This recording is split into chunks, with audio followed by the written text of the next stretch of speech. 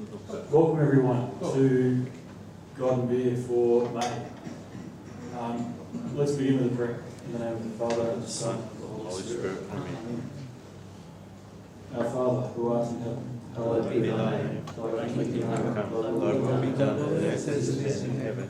Give us this day our daily bread, and forgive us our trespasses, as we forgive those who trespass against us. And lead us not into temptation, but deliver us from evil. Amen. Saint Mary Philip, pray for us. Saint Don Bosco, Pray for us. Pray for us. Saint Leo, Pray for us. I assume there is a Saint Leo. Yeah, Leo's great. Leo's great. Yeah, he just started, he can't. Leo the Great. He's been in the job 3 days, I think. So this tonight is a topic very dear to my heart, renewing Catholic education. I've been a school teacher for some years now and work mainly in Catholic schools, and have felt myself and many others I've spoken to seem to feel similarly that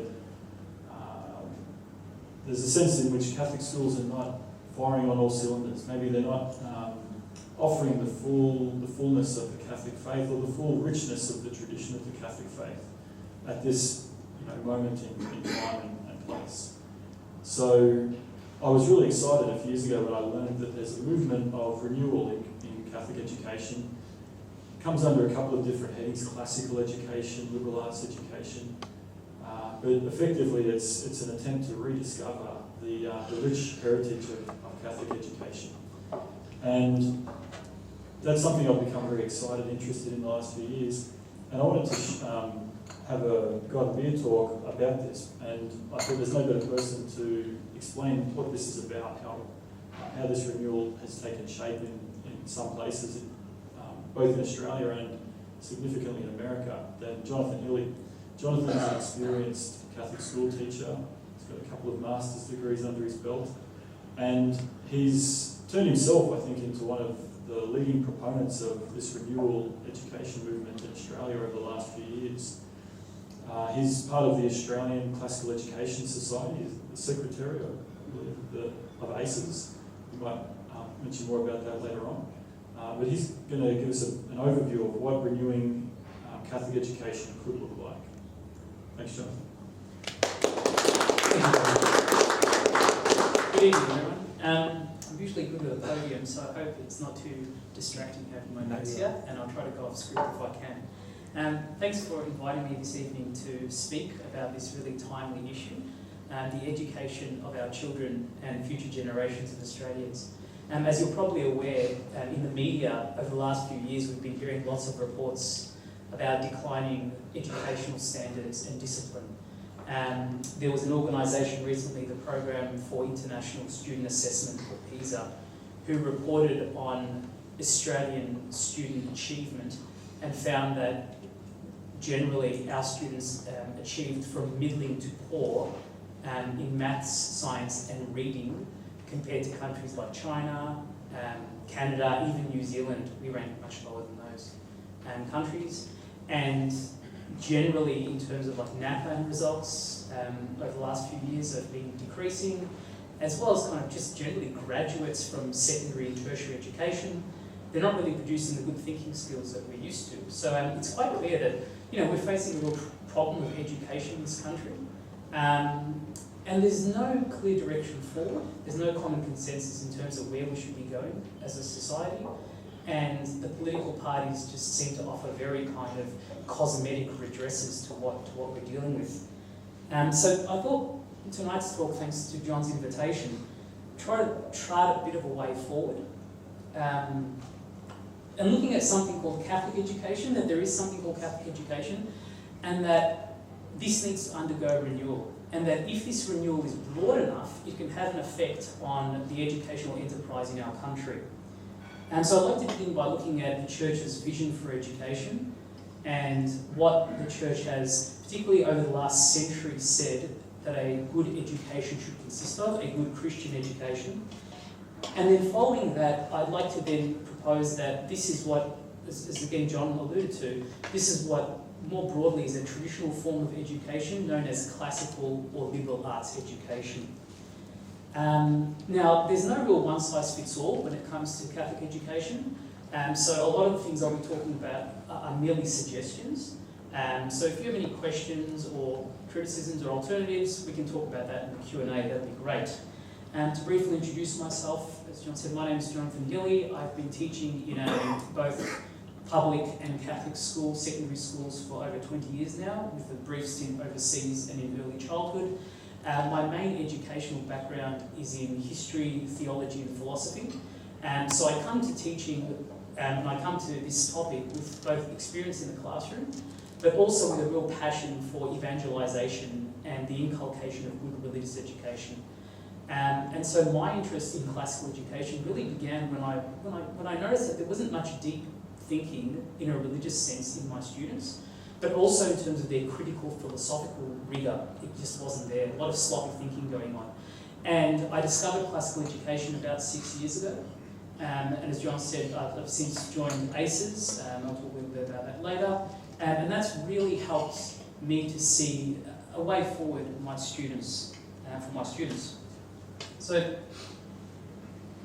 I guess before we begin looking at this, we might ask the question, like, is there even such a thing as Catholic education? And if there is, why do we need it? I think it's quite clear that over many centuries, in fact over millennia, church fathers and theologians have theologized and philosophized on what education is, the purpose of education, and how it can bring a young person into a flourishing adult and into the Christian life. Particularly over the last century, a number of important documents have been produced, and I'll be referring to these tonight and just drawing out some key elements about what they say with regards to education.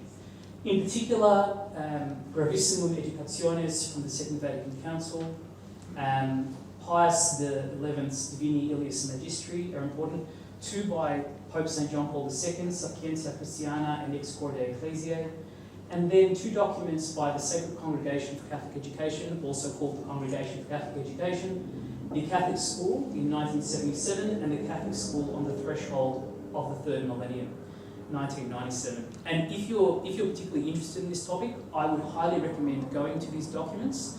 And they're pretty easy to read, and they really spell out what the Church thinks about education. So, I guess if we asked our non-religious friends, they probably might not see a purpose for Catholic education, and specifically religious education. In fact, surveys of parents who send their children to Catholic schools in Victoria regularly report that the main reason they send their child to a Catholic school is based on discipline, study scores, and the offering of subjects. Topics or issues like faith growth or growing in the Catholic faith specifically tend to rank rather low. So I guess we could say, well, why not just have a good public school and give it a bit of a religious gloss? But I don't think that works. I think we need Catholic education today for the same reason we have always needed throughout history, and that's to help human beings flourish, both in a secular sense, by building good citizens for our society, but also in a religious sense in helping to build up the church. In fact, a recent article just came out last month in Crisis magazine points to the interesting phenomenon where in the US, a decline in educational standards was coincidental with a drop in Catholic school enrolments. The author remarks that schools there are closing at a rapid rate, where unlike Australia, they're not recipients of as much government funding. And in the mid-1960s, there were about 5.5 million Catholic students enrolled in over 7,000 Catholic schools. Today, there are 1.69 million students in under 6,000 Catholic schools, even though the national population has grown by 150 million. The article's author, Raymond Dansereau, writes, and I've quoted it here, he says, quote, "Has Catholic education become an old, stale, outdated model with nothing to offer a modern world in search of sports, electives, iPads, and STEM? The modern atheist says so. But why must we act like we believe them? Why must we seem to accept the inevitable shrink, a new round of closings every few years, with no plan or vision to do anything differently? Very simply, we have lost sight of the mission of Catholic education. And I doubt there's really anyone in Catholic education who would disagree with that statement. G.K. Chesterton, you might know, noted in his usual witty way, he said that historically, men have always lost their address, their way home, sorry. But he said, what's interesting about modern man is we haven't just lost our way home, we've also lost our address. And I think that's also the case with Catholic education. It's really lost its meaning and purpose, and consequently, anything that's done in the classroom isn't as effective as it should be, and in fact sometimes it can be antithetical to what it's trying to achieve, a flourishing human being. So I think we should first take the via negativa and ask, all right, what isn't a good education? And that might tell us something about what a good education is. Now, I pulled up this image. I don't know whether you're aware of the news story. Just a few weeks ago, 5 women, including Katy Perry and Lauren Sanchez, who's Jeff Bezos' fiancée, they took a brief space jaunt. And this was seen as something of a pinnacle of human and social achievement. If you listen to their comments about what they achieved, these astronauts, quote unquote, what they achieved for women and what they achieved for future generations of girls who look up to them. Now, while this might, for some, seem to be a real achievement, I think it really highlights what contemporary education is delivering to our society. In what sense? Well, firstly, I'd say it's very utilitarian. It's very much focused on achieving kind of economic, political, or social growth rather than real human existential growth. It focuses on public over private achievement. It is thoroughly secular and ironically focused simply on earthly living. And lastly, it really lacks any profound philosophical or theological insight. If you listen to the interviews, I mean, I find it fascinating. If you listen to the interviews these women gave about their experience of viewing the Earth from outside our atmosphere, they're completely vacuous, almost like the vacuum of space itself. I found this quote by Katy Perry. So it's illustrative of the whole thing. So if you like Katy Perry, I'm sorry. She said, quote, "Space is going to finally be glam. Let me tell you something. If I could take up glam with me, I would do that. We are going to put the ass in astronaut." Unquote. My wife is horrified. Instead of saying astronaut. But this is something that was heavily promoted, and it's something they're expecting young children to look up to. And I think, an educated society should be doing a little better than that. Now, I think it's hardly controversial to say that in our society today in Australia, we are increasingly viewing education as a means of skilling up young people for the workforce. Teaching them STEM subjects, so sciences, technologies, engineering, and so forth, so that they can read and write with a modicum of coherence, to achieve high ATARs, to graduate from university, to get a job that will give them good pay so they can have at least something of an enjoyable life. There's a lot of good in that. And oftentimes, subjects that are unrelated with the workplace are often considered a waste of time. I've often had parents who will ask me, what's the point of a young person learning philosophy? Where's that going to get them in life? What job will they get at the end of doing a philosophy degree? And I think this is very indicative of the way our society is going forward. The pursuit of truth, goodness, and beauty is no longer a primary concern for many in education. Just last week, I was fortunate to attend a seminar with Catholic speaker and author Joseph Pearce, who you may know. And he rightly observed that a genuine education is one that at its core asks the question, what is truth? However, today, our schools and those within them, and oftentimes parents as well, they're not asking that question. They're asking the question, what is practical? What works? And this, I think, reflects something also, I believe, Chesterton said, where he commented that if in life we seek the abstract and we seek the transcendental. Basically, we seek those qualities that point to a heavenly reality, like beauty and unity. If we seek those things in life, then all the practical things will naturally follow. But if we seek just for pragmatic things, we really won't achieve anything of worth. Christ knew this when he said, "Seek ye first the kingdom of God, and everything else will follow." Admittedly, if this is how we understand education as a means of skilling up young people, then we don't really need a Catholic education. Secular education is quite capable of doing that.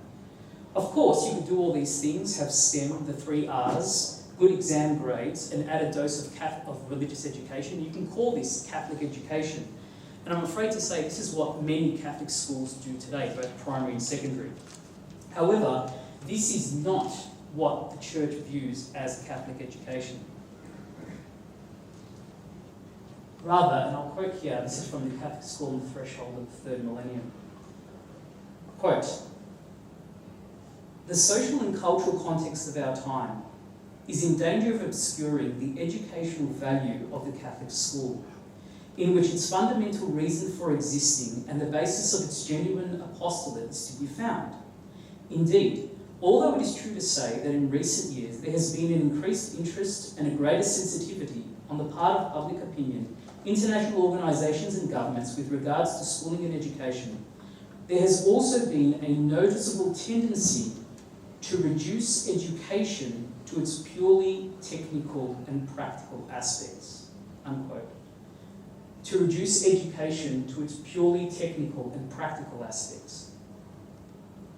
However, if by education we mean something a bit broader than this, if we want our students to be educated physically, to be healthy and part of nature, mentally, to not only know what to think, but how to think, emotionally, to be virtuous, to know how to reach their moral ends, and spiritually, to seek God, then the Church certainly has something to say. There's a nice image of Cardinal John Henry Newman, and he wrote a very famous book, which you may be aware of, called The Idea of the University. It's a compilation of discourses and lectures that he gave, and in it he really kind of builds, it's called The Idea of the University, but it goes beyond single university. Really, it's looking at what is the heart of education, particularly a Christian education. And when he wrote that, he said that the purpose of education is, quote, "the real cultivation of mind," unquote. It's the idea that, and the image he uses is that the mind is a kind of field, and it needs to be tilled, and it needs to be sowed and watered, and will grow all these wonderful things. And these things grow all together, and it needs time to do so. So what's the cultivation of mind? Newman said that the intellectual and moral virtues should be, quote, "properly trained and formed to have a connected view and grasp of things," unquote. Newman was mining the Catholic tradition of education as not simply filling a willing pupil, or in terms of many teenagers, unwilling pupils, with facts, or ordering the body to certain servile work, but instead building a positive habit of thought and character. More succinctly, Archbishop J. Michael Miller puts it this way. He says, quote, "The specific purpose of a Catholic education is the formation of boys and girls who will be good citizens of this world, loving God and neighbour, and enriching society with the leaven of the gospel, and who will also be citizens of the world to come, thus fulfilling their destiny to become saints," unquote. So there is an authentic form of Catholic education. Specifically, what does the Church say? Here are I've got a few dot points from those documents that I think are quite illuminating. Firstly, they say that education should seek to develop a human person in maturity of faith, virtue, and theology for the salvation of their soul. So at heart, an education that is not Christocentric misses the supreme calling in life. Secondly, education seeks to inculcate the worship of God and a liturgical worship of God and be a vehicle for evangelization. So through right learning, we not only come to know God, but we come to learn our obligation to worship God. That to do so is right and just, our duty and our salvation. Education also seeks to harmonise faith and reason and studies scientific truths in the light of Christian revelation. So a proper Christian education will bring all studies under the lordship of Christ. There's no such thing as kind of like a secular subject in a sense. Everything is touched by what God has revealed. Education also seeks to transmit culture and an attitude to life or worldview that is ethical and from the heart of the Catholic Church, integrating both faith and culture. Fifthly, education seeks to give great importance to theological, juridical, and philosophical disciplines. First of all, the humanities and the cultivation of letters. That is, the liberal arts, which I'll talk a little bit about later, have a primary place in a Catholic education. And then lastly, education seeks to use earthly means to grow heavenly ends. That is, quote, preparing man for what he must be and for what he must do here below in order to attain the sublime end for which he was created. There can be no true education which is not wholly directed to man's end, unquote. So the Catholic education is really trying to develop the whole person, not just in terms of their intellectual virtues, the ability to think, the ability to have certain skills, but also in terms of their moral virtues, all towards coming to know Christ and spread the gospel. So if these qualities kind of encapsulate something of the essence of Catholic education, what does it look like in practice? Cardinal Newman recognised it. When he saw a Catholic education, what he really meant was a liberal arts education. And by liberal here, we mean the kind of education that frees the mind to pursue truth, as opposed to just being educated to do a certain type of work. Another more expansive name for this is classical education.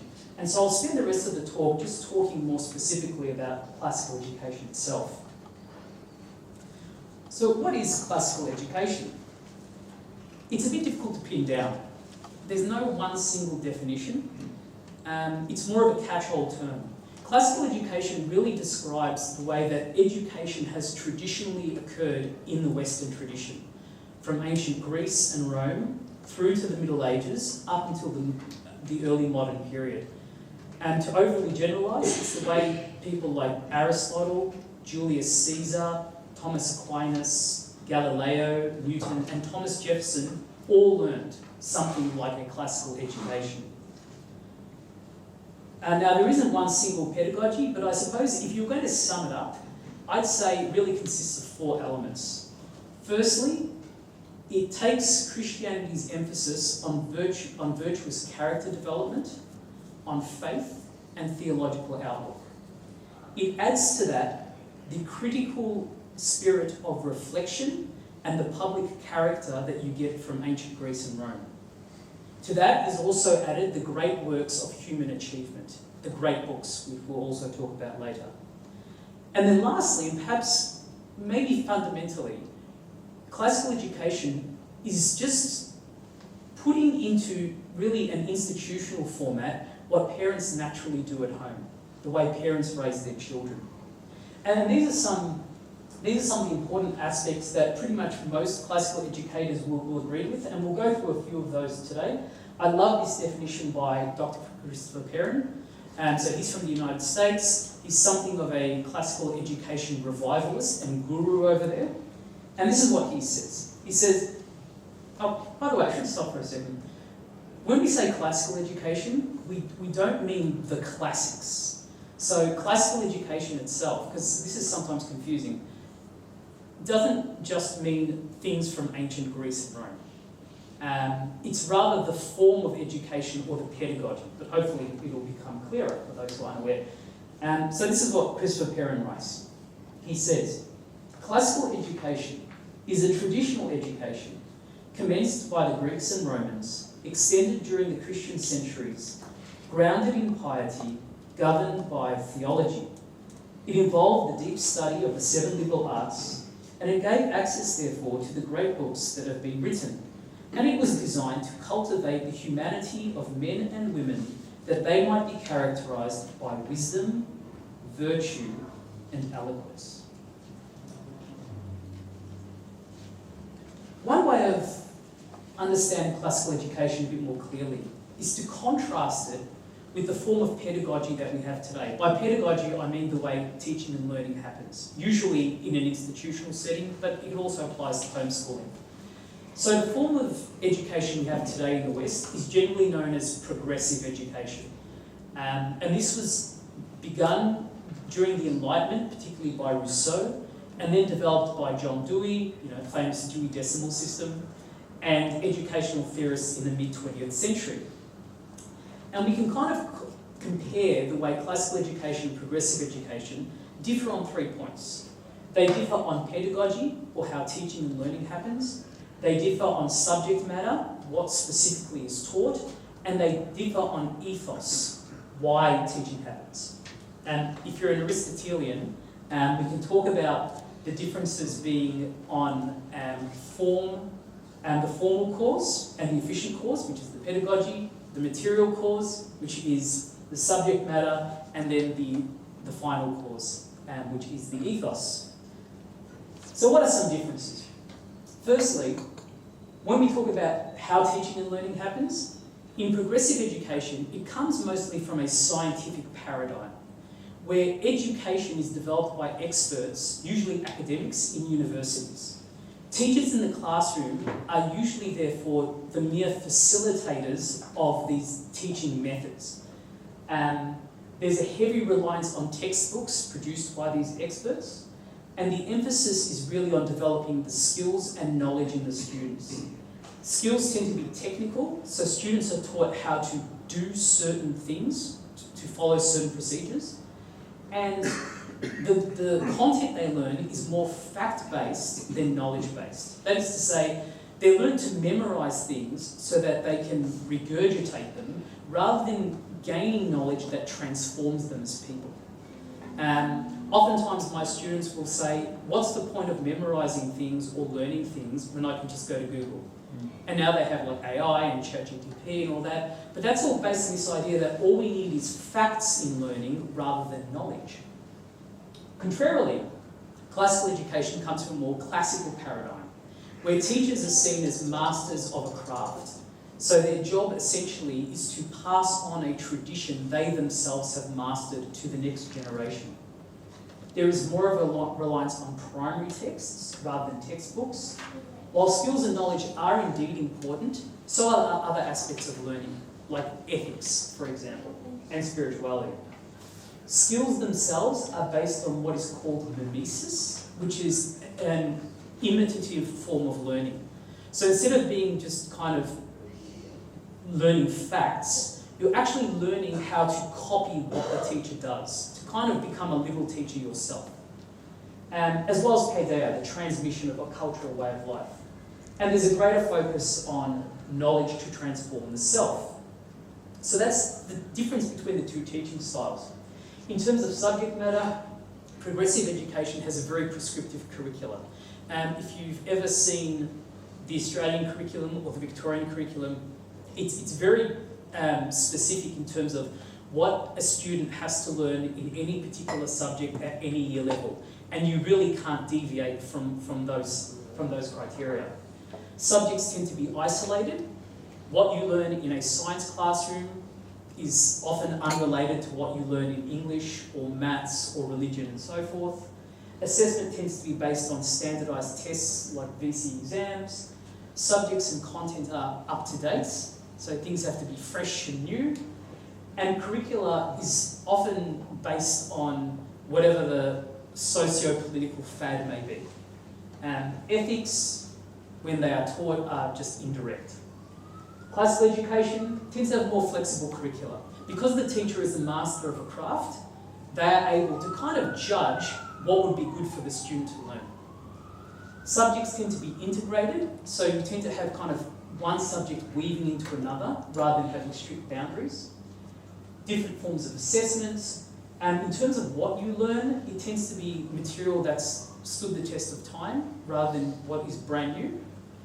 And there's a deliberate inculcation of virtue. So schools, classical schools, are deliberately trying to raise virtuous students. In terms of the ethos, and I'll give progressive education to due here, the ethos for progressive education is good, trying to raise good citizens who will improve society, economically and so, and in other ways. That's a good end. What they do tend to miss, though, is this idea of the flourishing individual, the individual who's able to grow in many dimensions, what it means to be human. So let's break down classical education a bit. Firstly, I want to start talking about the trivium. The trivium is really the basis of classical education, and it means the three ways, and it's really, it comes from the anthropological awareness that as human beings, we learn over time with increasing difficulty and mastery of something. And this is what the trivium kind of reflects. So at the basis of, the first stage of the trivium is called the grammar stage. And at the grammar stage, you have kind of basic understanding of a language or a subject. And this is kind of like an infant that's learning how to crawl. Following that, you then move on to the logic stage, sometimes called the dialectical stage. This is when you take basic understanding and you interrogate it. You ask questions, you analyse it, you break it apart, and you gain a kind of deeper understanding of what's going on there. This is like a child beginning to walk for the first time, wobbly feet. And then lastly, you have rhetoric. And rhetoric is when the student has mastered the material. They understand it fully, so much so that they can now create something new. We sometimes get the idea that rhetoric just means a kind of like verbal composition, like oratory. It does involve that. But it also means the ability to take something and just create new forms of learning with it. That can be artistry and so forth. This is like, a young teenager beginning to run, who's very confident on their feet. Now sometimes, the trivium can be understood in two ways. It can be understood as learning through a subject. So for example, if you were learning Homer's Iliad, you would start with the grammar stage, where you're breaking down the particular language that Homer uses, looking at the characters, looking at the scenery, looking at sequences of events, trying to really grasp what's going on at a very basic level. Then you move on to the logical dialectic stage, where you begin to ask about character motivations, what themes are involved, are there any moral quandaries? And then you move to the rhetoric stage, where you then take what you've got and you might produce something from that. Like you might write a reflective essay on it, or you might write a hypothetical scenario that isn't in the Iliad, or you might perform some kind of verbal composition based on it. So the trivium can be understood in that way, but it can also be understood in a way that's staged learning as a child grows up. Different schools, classical schools, will treat it somewhat differently. So the grammar stage is often seen as kindergarten to 4th year level, where much of the learning is based on things like memorization and basic understanding and so on. Then the logic stage is 5th and 8th, and that's when you think about it, teenagers start to question a lot more. They start to want to know why things are happening. And then lastly, you get the rhetoric stage, 9th to 12th, where, as they grow, they want to do new things. They're not just interested in just taking what you've given them, they want to be more kind of creative. So that's another way of approaching the trivium. I might just bypass this at a later time. Now the trivium comes from ancient Greece and Rome. Medieval Christendom added another 4 subjects to the trivium, called the quadrivium, or 4 ways. And that's where we get the 7 liberal arts, the trivium and the quadrivium. Now the quadrivium, these are more like typical subjects that we're more used to. They are all numbers based. And again, like the trivium, they're all kind of increasing in complexity. So I'll just very briefly go through the quadrivium.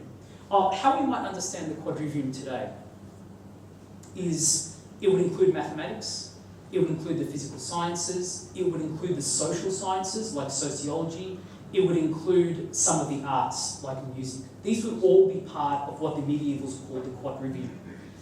At the basis of the quadrivium is arithmetic, which is helping the student learn what numbers are, how numbers are related to each other, basic arithmetic, how to do your sums. Alongside this, though, you've got this appreciation of God's use of numbers in the world. The idea in classical education is you don't just have the dry learning, it's also like, what do numbers mean? What do numbers tell us about the way God has structured and created reality? And that helps to develop a sense of wonder and awe. So we've got arithmetic, that's very abstract. Geometry comes next. That begins to kind of concretize the abstract of numbers. We begin to look at, okay, how do numbers work together to form shapes? Like, how many sides does a square have, for example? Or you look at points, or you look at planes and so on. And this is starting to move numbers into creative reality, the world around us. This then gets even more complex with astronomy. It's taking what you've learned in arithmetic and geometry and applying it to the physical world around you, particularly the heavenly bodies, and seeing how they're interrelated. And then finally, and probably the most sophisticated of all, was music. Now this sounds weird to us, because we think, music? How does this fit into this picture? Music in the Middle Ages wasn't simply instrumental music. Music made by instruments or music made by vocal harmonies and so forth. That was there, that's this last one here, musica instrumentalis. But there were 2 other forms of music that were seen as actually more important. And the idea behind music, and if any of you who play music and instrument know that numbers are really important to the way music actually works and is ordered. The idea behind music is that God orders the world, and he orders the world so that there's a kind of numerical relationship. So musica instrumentalis does this in terms of just ordinary human production of music. Musica humana does this in the nature of social relations, social hierarchies within families, hierarchies within society, hierarchies within the animal kingdom, the plant kingdom, and so forth. But most important was musica universalis, which is looking at how God structures relations between everything in the universe. So in that sense, it touches a little bit with astronomy, but it goes a bit further. And as you can tell, these kinds of, at the basis of these studies, was trying to develop a sense of God infusing order in the world, the divine logos, actually kind of feeding into the world and structuring it. So, the 7 liberal arts form the basis of classical education. But classical education is also interested in developing a full, or at least a mature Christian person. And this is where theology and piety come in. And I'd just like to quote here from Clark and Jane. They have an excellent book, which I highly recommend, called The Liberal Arts Tradition. And this is what they say of the place that theology plays in the curriculum. They say, quote, "Theology unifies the curriculum. It provides a framework for the liberal arts and sciences, and the philosophies that unify them. In fact, the very notion of unity itself is derived from theology. All things were created by God, and by him all things continue to exist. In the broadest sense of the term, theology is the telos of the Christian classical curriculum, its end, not merely its culmination." This stress on theology is often absent in most religious schools today. You might have a religious education class, but that tends to be a separate class students will go to a bit during the week. But theology itself will not speak to any other subjects in the curriculum. However, part of the classical education, theology is still seen as the queen of the sciences, and so therefore it informs the entire curriculum so that it becomes Christocentric. Now there's a lot of ways, a lot of intricate ways you can build theology into a curriculum. Some very simple ones are having the Bible at the centre of what's learned, as well as other magisterial texts, but trying to pursue the study of what is called the transcendentals, truth, goodness and beauty. Those properties that ultimately find their source in God, but we see reflected in everything around us. So, theology, though it does have a very strong theoretical component, is also practical. It's about how we live our lives as good Christians. And this is mostly where piety comes in. So piety is how we order our right relation to ourselves, to others, to the world, and ultimately to God. Aquinas said that, quote, by the gift of piety, man pays worship and duty not only to God, but also to all men on account of their relationship with God. And piety isn't a subject that you learn, it's a kind of culture, an enculturation that you're brought up in. And schools can really work at developing piety in lots of different ways. I've suggested 3 here.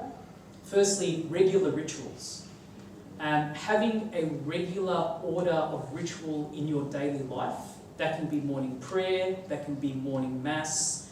That helps kind of set the tone for the student every day so that they can see it's God-centered. Secondly, discipline. So a school with very good discipline will help kind of enculturate piety. And then lastly, rightly ordered affections. That students should see in staff and other students affection, love. And this is something that, that will help them imitate. I've talked a bit about the great books before. The great books are really the main subject matter of a classical education. Something about the great books, they are the works that have continued over the centuries to inform humanity, to help us think deep thoughts, books that have polyvalent interpretations, and books that once you get into them, they're never dull, but get more and more interesting every time you read them. I should say they're not always books. You can look at, for example, a Raphael Madonna or a concerto by Bach. That's just as much a great book, a work of great human achievement as is Plato's Republic or Dante's Divine Comedy. They can be sourced from any nation and generation. So Australia too has its great books. You think of the poetry by Lawson or Patterson or Gwen Harwood. And they're of enormous moral value and they're of abiding literary and artistic merit. So they're works that have stood the test of time because they're good. There are some examples. Needless to say, the Bible is really at the core of these great works, but there are many, many, many examples. We're just going to bypass the teaching methods and that. So when we look at a school and ask, right, what makes a classical school? And my friend Peter had talked about Campion College, which many of you are familiar with. Campion College is the oldest and premier Catholic classical school in Australia. And it kind of embodies a lot of these aspects that make a very good classical school. It's one that has consistent ritual and liturgy. It's one whose environment and architecture speak of Christian truth. So that can be from, paintings of saints to stained glass windows to open Bibles in corridors, those kinds of things. A school in touch with its tradition, a school that involves parents and the faith community. So it's one where parents are expected to, in a sense, continue the education. And there's no kind of rift between what's learned at school and what's learned at home. It's a school where discipline is rigorous, but an opportunity to grow in virtue. and a school that kind of promotes creation and engages young people in nature, where nature can not only teach earthly truths to young people, but also heavenly ones. I've got an example here, short video. I think the sound will work. This is from St. Thomas Law School, which is a classical Catholic school in Austria. And they're doing some really good work at the moment. So this.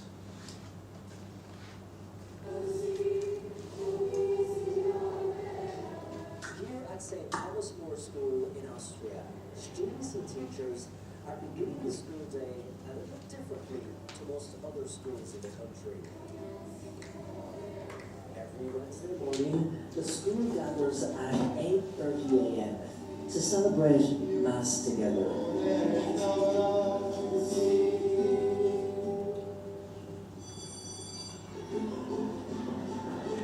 And after the tranquility of Mass, school kids will be school kids. Walking the corridors, you can't help but notice the joy in the students. I think this school is very, very good because the teachers are very good to the kids. It is really good because everyone helps each other. Many friends here, like kids here. The bonding between the kids in the class is really nice. What's your favorite subject? Sports. Sports is your favorite subject? Football, great. But what's special about this school is that it prides itself in being Catholic. If you met someone who had never been to the school or heard of the school, how would you describe it? Well, it's Catholic oriented and you get a good perspective here. I saw a great relationship between teachers and students, and I really like the community. I am proud to be here. You don't normally hear students say about their school, I'm really proud to be here in this school. You really feel proud to be part of this school? Yes.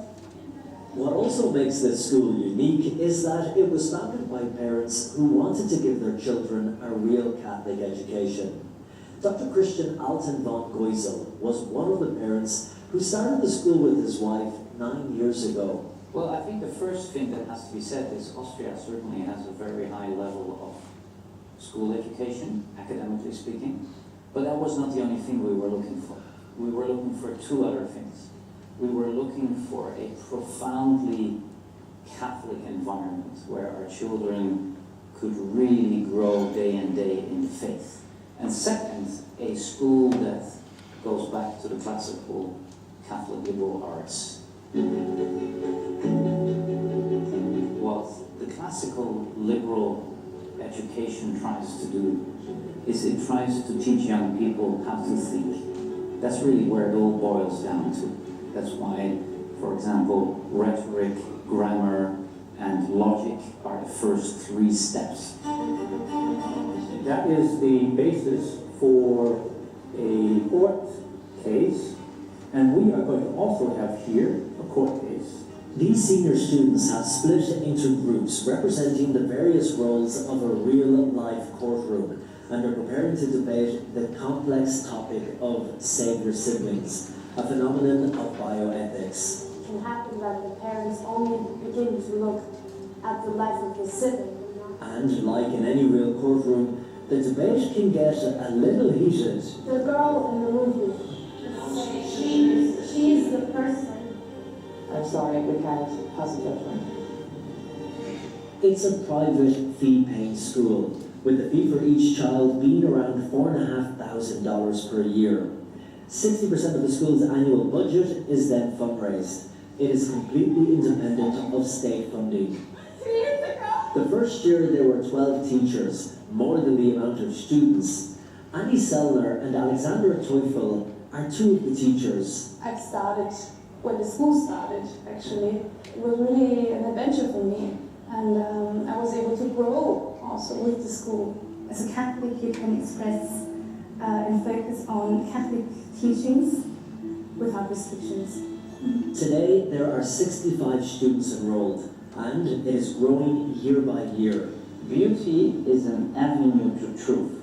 And the principal Christian says that an important part of the school is also making sure it is beautiful, inside and out. Every window the students look from, they have a beautiful view on another beautiful building or on nature. If we create beauty around us, it puts our mind at rest. Things that we learn here, we really learn for life. Also, you can like really reflect on the faith in the lesson. So this is, I think, definitely something that's not the same in other schools.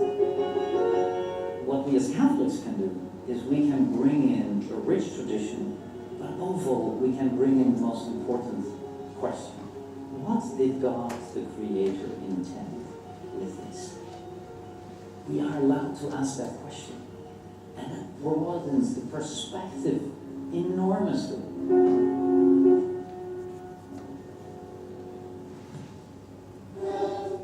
Thanks, John. I didn't tie you in this too much.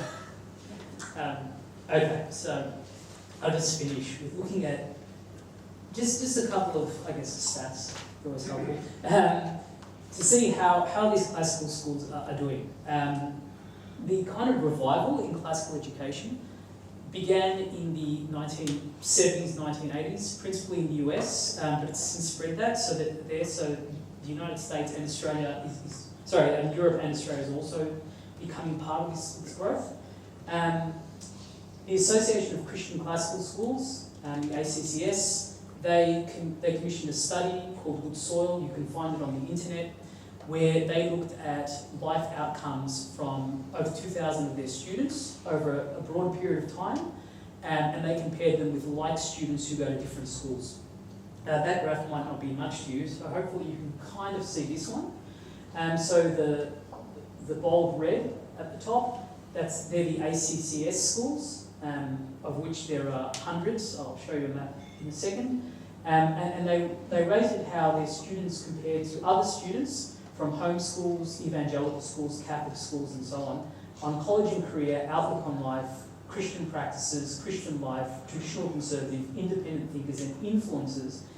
And the students who graduate from their schools have easily achieved higher results than practically all the other students.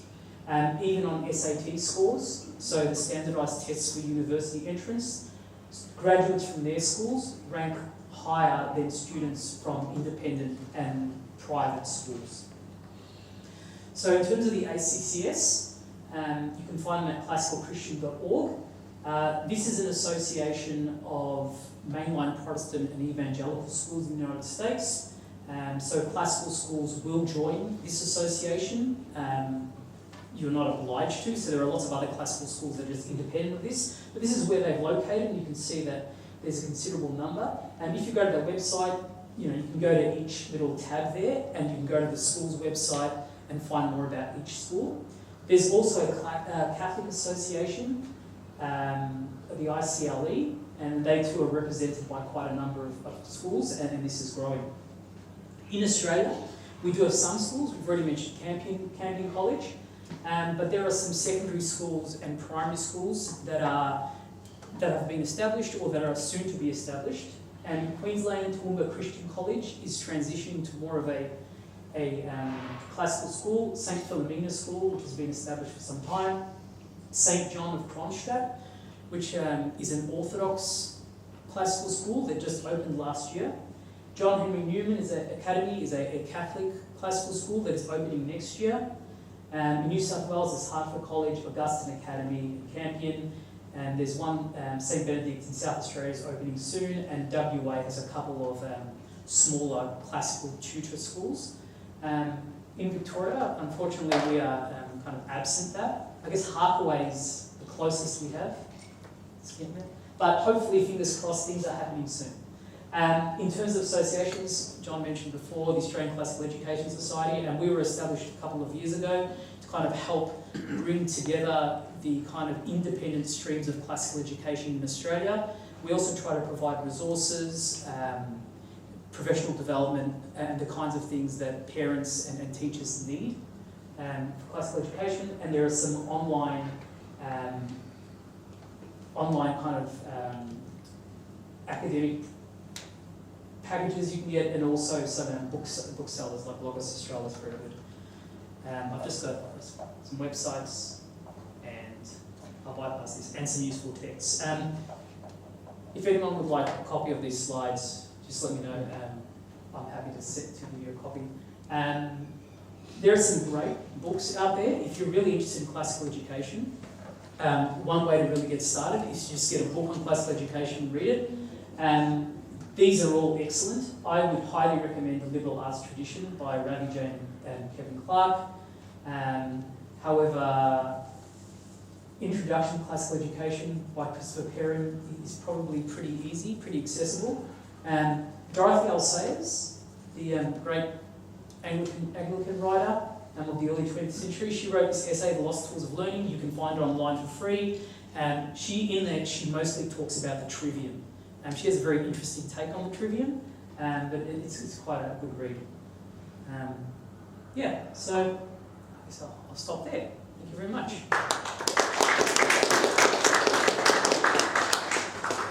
Any questions? I have a question. So, I feel like the biggest... I don't think that one's working. Might have broken.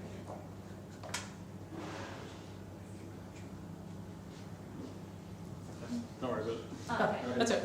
I feel like the biggest hurdle is training the teachers, and I'm a teacher myself and went to Melbourne Uni, but the teacher training is geared towards training for the progressive education, and so there's going to be a big disparity between the public schools who don't have this private education and the classical.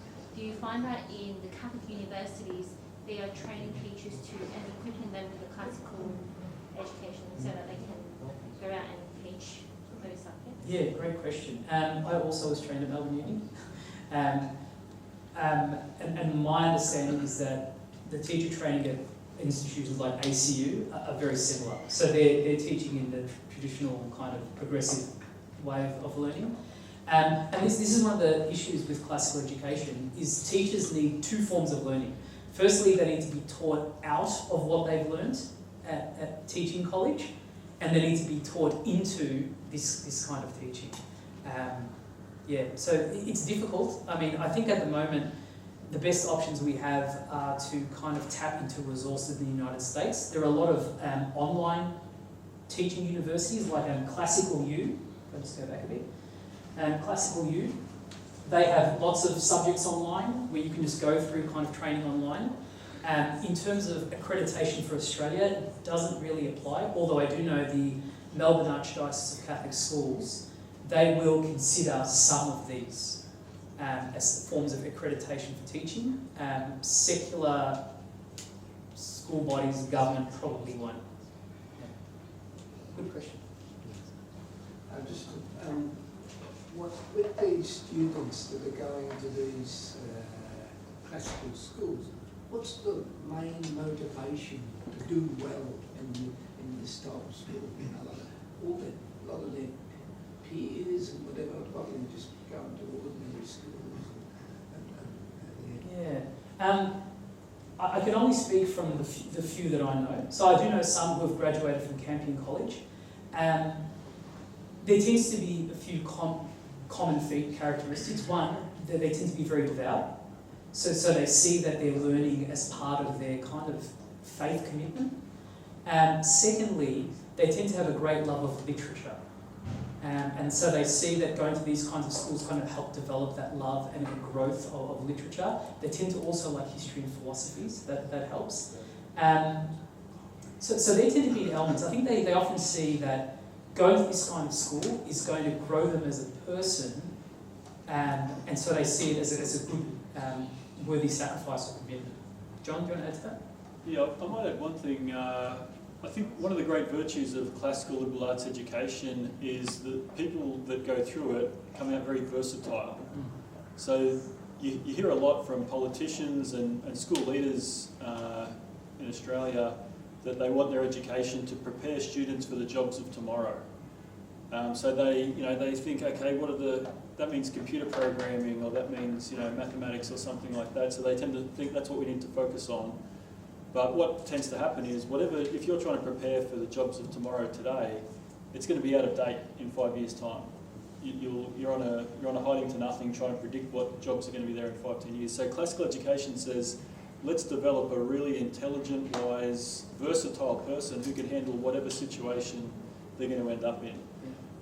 And with Campion College, I think a lot of the graduates that have come out of Campion have gone into fields like teaching, medicine, law, and I heard recently they've got about 10 of their graduates working at Sky News in various forms of journalism and media. So it's a very versatile education that can take you in a lot of different directions. And some of the IT experts in Silicon Valley, they actually set up their own classical schools there where they will enrol their children. They would enrol their children there because basically what they've said is, they also don't give them access to IT while they're there. And they say, anything a young person needs to learn how to use computers, they can probably learn that in about 4 or 5 months. But true education, learning themselves, learning how to think, that takes much longer. And so that needs to be at the bedrock of learning. And places like classical schools do help do that. Yes, sir. Just want to ask, I'm not sure I missed something. Is there a strong denominational context here? So is it a Catholic thing generally, or no? No, it's a bit of a mixed bag, really. I mean, I wouldn't even say it's a Christian thing, although primarily it is.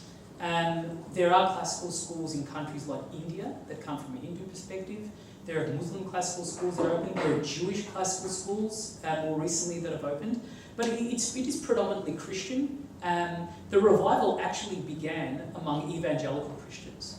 So that's quite big in the United States, but the Catholics have really picked up on it.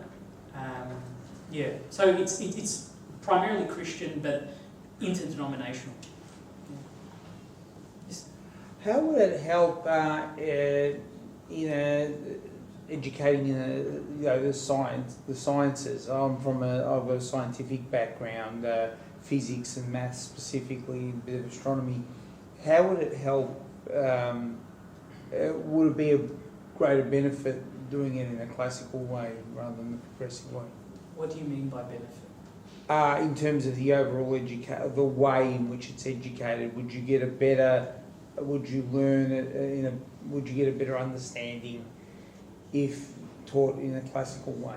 Well, what classical education does is tends to put the sciences or the physical sciences in their context. So as you're learning physics, you'll learn not just simply the mathematics of physics and so on, but you'll learn physics in relation to God's creation, physics in relation to philosophy and theology, physics in relation to literature, in the sense of like being able to express oneself in a way that is beautiful rather than simply utilitarian analytical. So I think I think the best way to say is that it puts those subjects, like any other subject, in a broader context where you can see interrelationships between things. And that's to kind of help you be more broad-minded rather than narrow-minded as a student. This is one of the things that I find frustrating. So I teach senior history, and you rarely find a student who studies sciences do history, because they have been trained to think in a particular way, scientific method in that way, and so that's all they can do. They can't, if they sat in a history class, they wouldn't be able to think in the way history students think.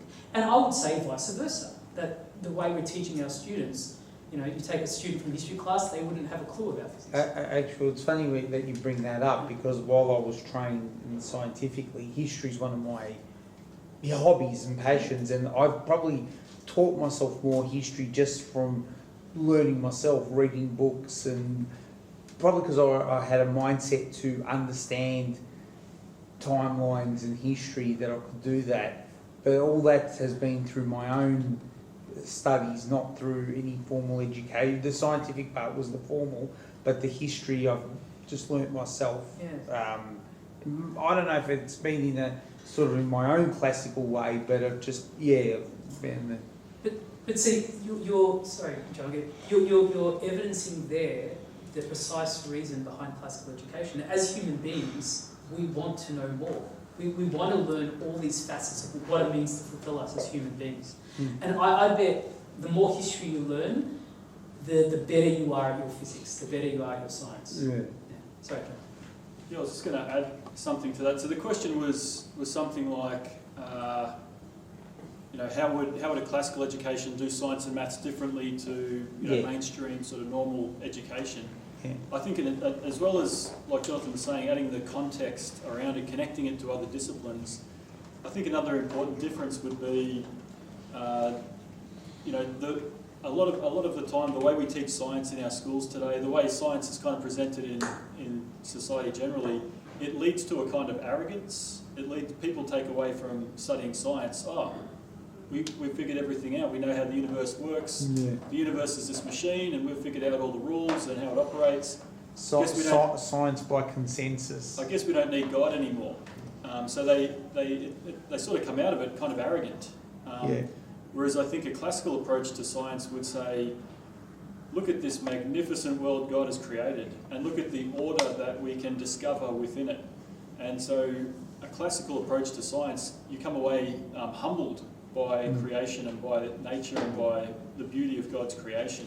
So you're bringing a very different attitude to the study of science, which I think actually makes you a better scientist. Actually, when I was studying physics, one of the things, and I studied at Monash, and so it was purely analytical, scientific, but the one thing was, as I was learning like things like physical constants and the way the universe worked, you can't help but feel that there was a greater power, just the way everything, all the universal constants are just right for life to have evolved and things like that. So you do come away actually thinking, it's not just by coincidence, it's not just random. Done right, science should lead people to God because it reveals, an impossibly complex and ordered creation that couldn't be random, couldn't be the result of mere chance. But yet somehow that's exactly that kind of atheistic view is exactly what most people read into science the way we do it. So I think that greater context is really necessary and important. And I think just in terms of thematic way of learning, that's been one of the big disruptions between the early modern period and our modern period, is that we've lost the sense of order. Having kind of like evacuated God from the classroom and the halls of higher learning, there isn't a sense of order in the world in which we live. Whereas order was a primary way, a primary lens through which the medievals saw the world in lots of ways. Right, any other questions? Yes? Have you come across with classical education any issues like people trying to get jobs in certain fields, and because they're from a classical education rather than progressive, it's difficult for them to get a job in that field, like governments or something like that? Is that an issue, or is that sort of...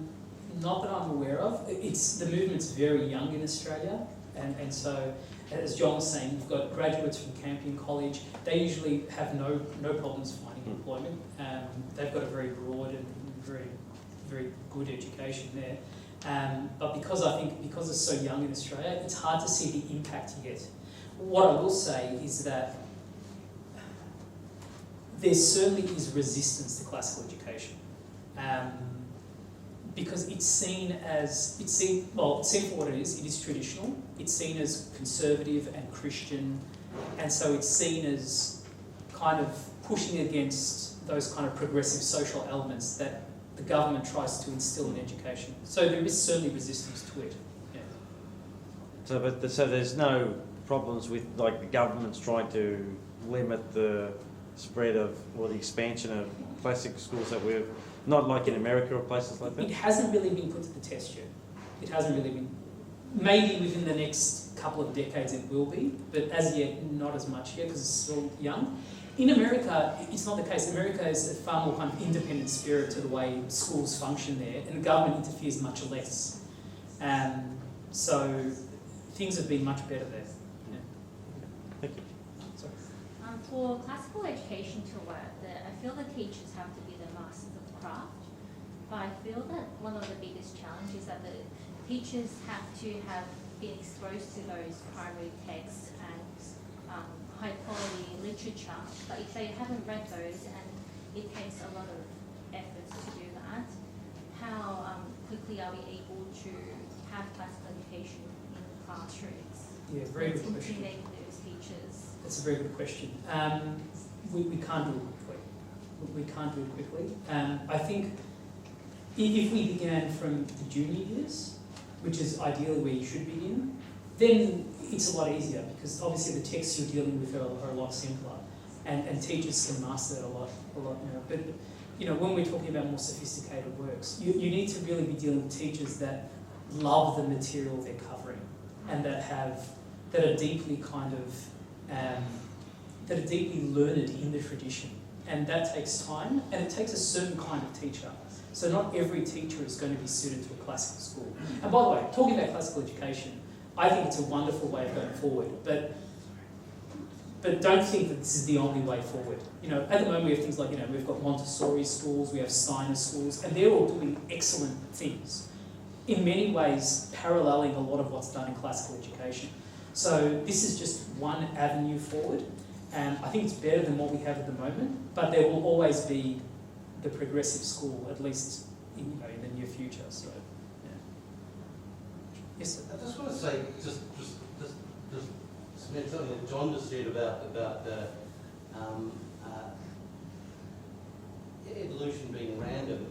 It's Charles Darwin's own philosophy, a belief that evolution, that any change to the structure of anyone's cell in relation to any one species, and that started with the amoeba, I assume, the first species, first living creature, was that it was a random change. Now, when you contemplate a world where the human eye does not work unless it's 100% developed, if you say a human eye that is 99.9999% developed, any change is random, so it doesn't one that naturally leads to the completion of the working human eye. It's in my mind a preposterous proposition that evolution is in fact random, and the only other alternative is that there's some organisation around that. Now, might have been the Martians, otherwise it's not. It's just like to put that as a proposition that hasn't not really put that way. But if you think about that, it allows you, even in a scientific sense, to say, well, maybe evolution is not a thorough explanation. And absolutely, and what you're saying about evolution being random or blind evolution, that's a philosophical conception. It's not anything you actually get out of the science itself. Like doing scientific experiments in a laboratory won't tell you whether anything's guided or there's some kind of ultimate principle behind it. And I think that's another difference that we have, where we've lost that sense of God ordering the world. I've bypassed this before. This is a sample of a biology unit I pulled out from Ambrose School, which is a classical school in Idaho, US. And this is specifically on evolution. And part of what they're teaching is, these are all to do with theology, understanding God's creation and his intelligent design. Articulate how studying evolution confirms the presence of a creator. Become better stewards of the world around them, articulate and so on. So this is all involved in a science class, which you will not get today. You go to a science class, you won't hear anything about, even in a Catholic school, you will not hear things about God being the creator and ordering things. So this is another difference. John, you want to correct that? I think you're probably done. Okay, cool. Thanks so much, Jonathan. Can we give Jonathan a round of applause?